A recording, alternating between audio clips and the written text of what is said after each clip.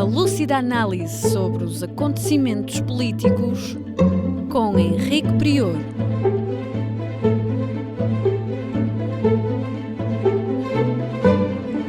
Política impura, na Rádio Transforma.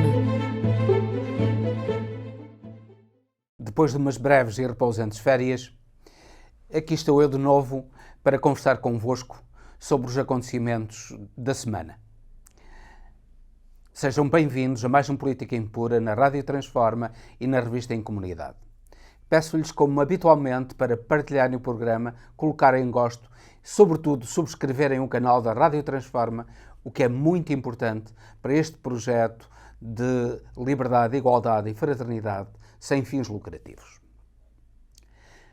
Começaremos por falar de Portugal e, inevitavelmente, das Jornadas Mundiais da Juventude. Elas já passaram, terminaram na segunda-feira. Simplesmente é importante que se reflita nelas. E não tanto naquela discussão do dinheiro que foi gasto ou não foi gasto, dos ajustes diretos, enfim, de várias coisas lamentáveis que sucederam à volta das Jornadas Mundiais da Juventude, mas centrarmos naquilo que é importante. Em primeiro lugar, na mensagem do Papa, uma mensagem de fraternidade, de amor, que é importante transmitir para o mundo de hoje. Um mundo tão carecido de fraternidade que este Papa, contra a tradição da Igreja, está a pregar. É curioso como é que indivíduos como o Ventura do Chega se manifestaram contra este Papa e estão a hostilizar a linha que este Papa pretende imprimir à Igreja Católica. Eles não percebem que esta linha é a boia de salvação da Igreja Católica, de uma Igreja completamente desprestigiada por séculos de repressão e de crime e, sobretudo, não falando já na Inquisição, não falando nas Cruzadas, não falando em tantos crimes que ao longo da história perpetrou a Igreja Católica, mas falando agora naquilo que está na ordem do dia, que são os abusos sexuais por parte de elementos da Igreja Católica. Um Papa como este é um Papa que pretende que a Igreja Católica se volte para aquela simplicidade, para o amor franciscano, de acordo com o próprio nome que o Papa adotou. E só assim a Igreja se salvará. Dizer que se salvam aqueles que acreditarem na Igreja Católica, que os outros vão todos para o inferno, repare-se, isso seria condenar às penas do inferno milhões e milhões de seres humanos que nem sequer ouviram falar em Cristo. Porque na China, na Índia, em todo o mundo, há milhões e milhões de seres humanos que nunca sequer ouviram falar em Cristo. E dizer que essas pessoas que nunca tiveram sequer a possibilidade de ouvir falar em Cristo sejam condenadas às penas do inferno é algo que é patético, para não dizer ridículo. E é disso que o Papa Francisco pretende libertar a Igreja Católica, dizendo que a Igreja é uma Igreja de amor, é uma Igreja de fraternidade, é uma Igreja de inclusão, é uma Igreja para todos, incluindo a comunidade LGBT.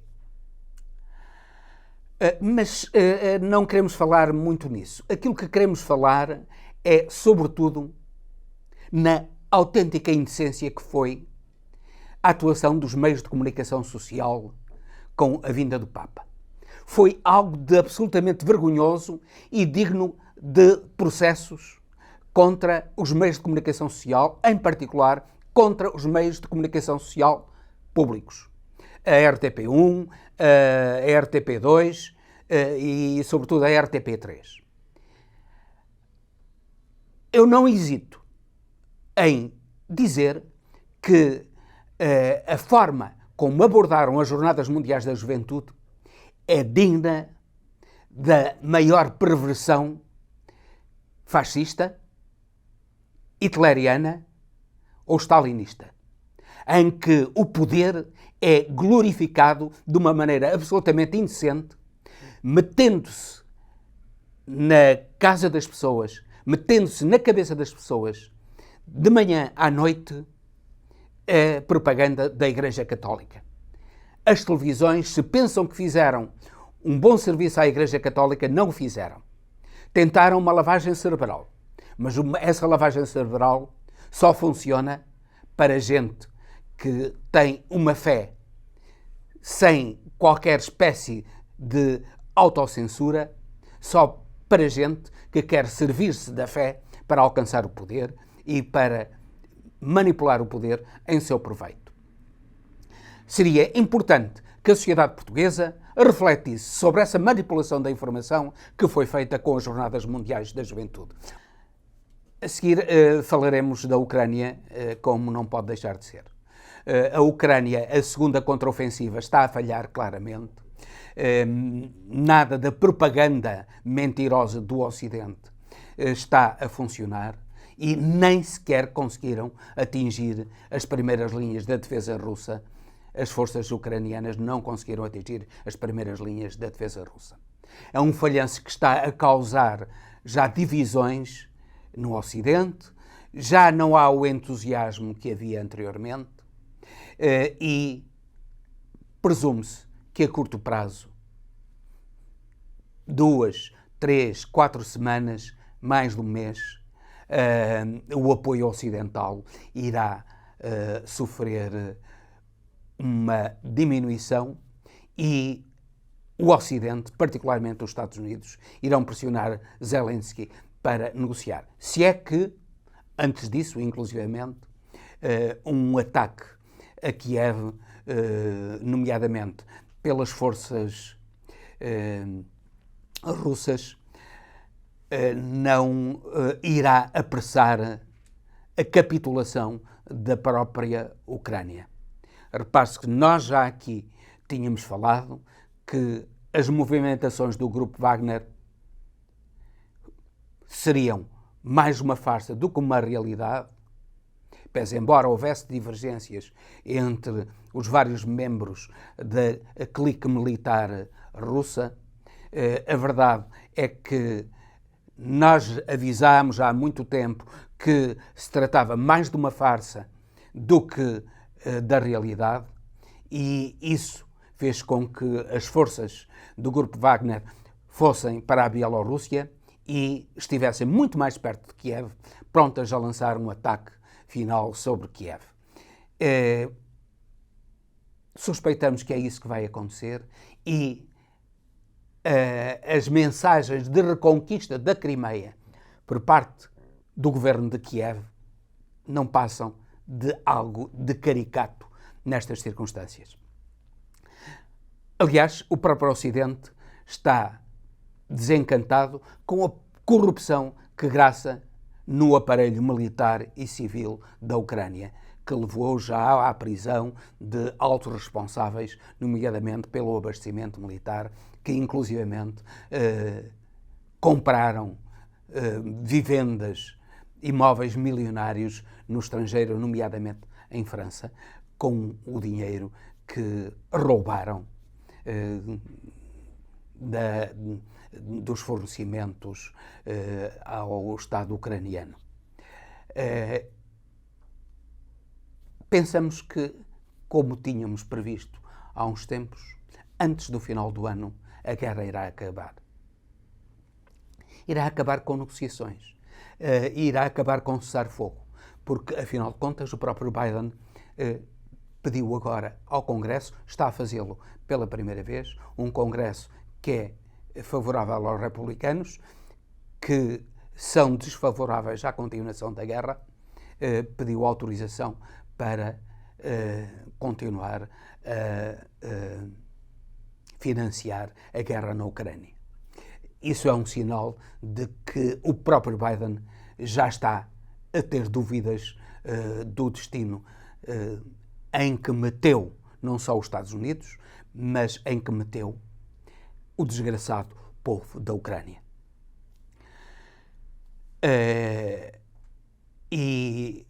Isso obrigará a negociações que irão ocorrer muito em breve, com toda a certeza. Não se sabe o que é que está a passar com as negociações encetadas na Arábia Saudita, mas acreditamos que muito em breve essas negociações começarão a ser notícia e que o fim da guerra estará próximo. Falemos agora do Brasil e da América Latina. E começamos por falar do terrível assassinato de um candidato à presidência do Equador, levado a cabo por mercenários colombianos ligados aos cartéis da droga. O candidato Fernando Villavicencio, depois de numa escola ter alertado para a importância do combate à corrupção, ao tráfico de droga e à violência no Equador, foi publicamente assassinado. É algo de absolutamente terrível que isso possa acontecer em eleições democráticas. Mas numa democracia como é o Brasil, os assassinatos também são o dia-a-dia. Assassinatos levados a cabo precisamente pelas forças policiais, aquelas que deviam estar encarregadas de defender e proteger os cidadãos. Recentemente, em Guarujá, um polícia foi assassinado e aí a polícia colocou em prática uma das suas regras tácitas, que é de, por cada polícia assassinado, são mortos 10 indivíduos da comunidade onde ocorreu o assassinato.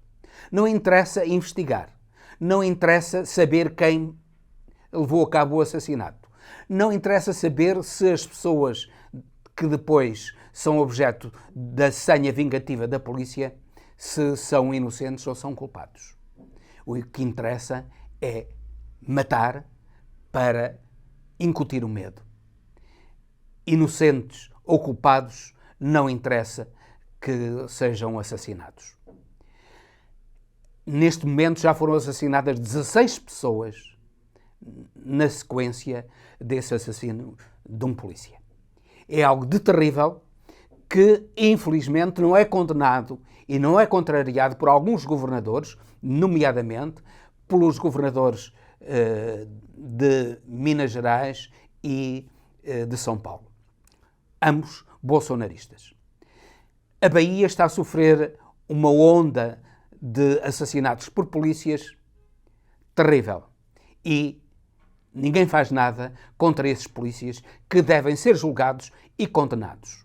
Não há pena de morte no Brasil e aquilo que os polícias estão a fazer é aplicar a pena de morte indiscriminadamente contra culpados e inocentes apenas com intuito de vingança e de difusão do medo.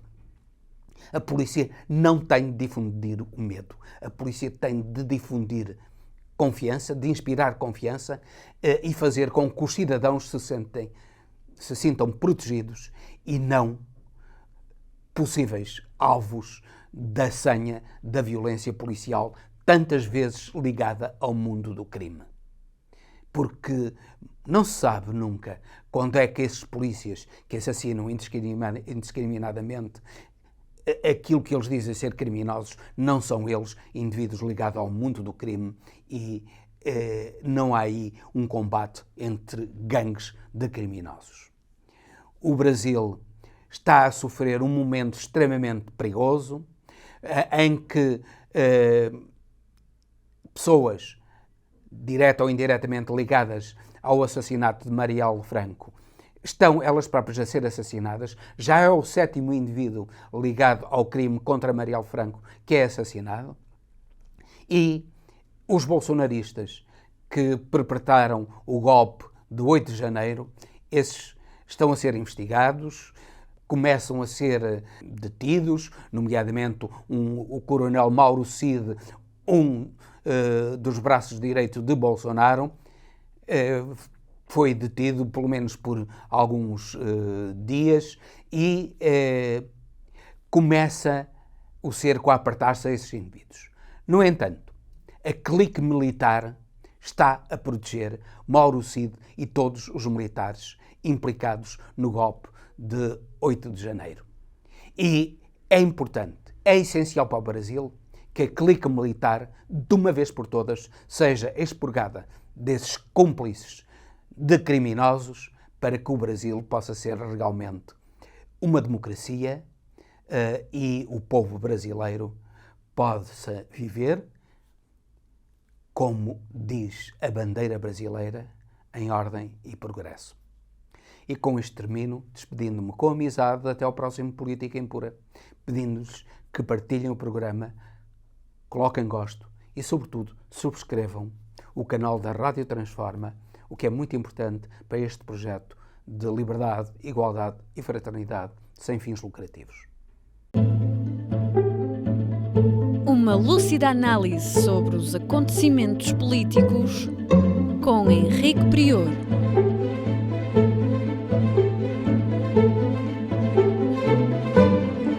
Política Impura, na Rádio Transforma.